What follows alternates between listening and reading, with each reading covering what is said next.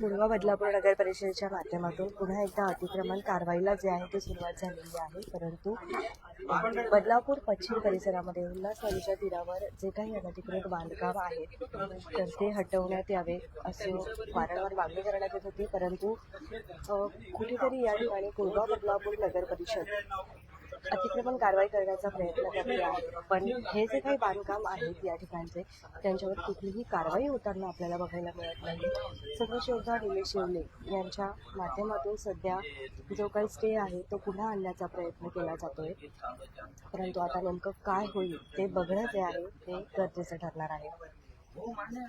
सध्या आपण बघत आहोत बदलापूर पश्चिम परिसरामध्ये उल्हास नदीच्या तीरावरती एकदा नाही दोनदा नाही तर 3 ते 4 वेळेला या ठिकाणी असलेलं जे काही अनधिकृत बांधकाम आहे ते तोडण्याचा प्रयत्न केला जातो आहे. परंतु हे बांधकाम अनधिकृत नाहीये असा देखील दावा जो आहे तो केला जातोय आणि पुन्हा पुन्हा ती कारवाई त्याच ठिकाणी येऊन स्थगित होते.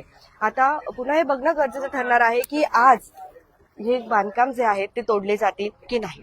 अनधिकृत बांधकाम आहे त्याचं सांगितलं जात आहे. बदलापूर पश्चिम उल्हास नदीच्या तीरावर असलेले जे काही अनधिकृत बांधकाम आहे त्यांच्यावरती थेट कारवाई करा अशी मागणी जी आहे ती आलेली आहे.